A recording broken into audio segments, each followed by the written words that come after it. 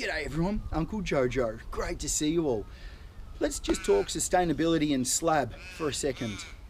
Now, the reason I'm doing a slab on this is because a slab will last without any worries in soil like this. We've got an existing house on the property that's moving, that's on concrete stumps. Now, the ground here is a high reactive soil. Because it's high reactive, houses can move very easily.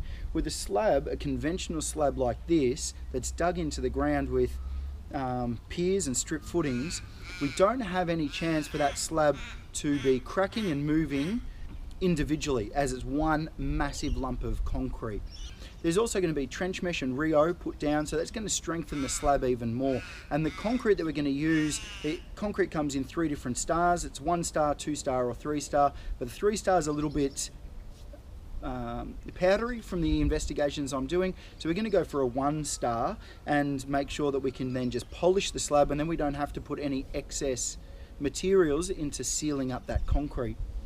I would prefer to do a bearer and stump system, but for something like this I think it's ideal with the soil that we've got, the area that we're in, and the ability to do hydronic heating, that this is probably the best way to create a healthy living environment for the people that are living here.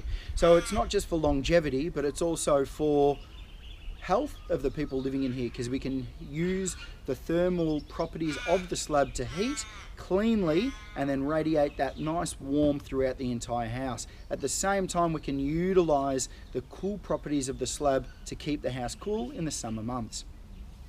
Any questions or queries about that, flick them over for me. I'll answer them for you best I can, whenever I can. Thanks for watching, and like always, stay unreal banana peel, and I'll see you in the soup.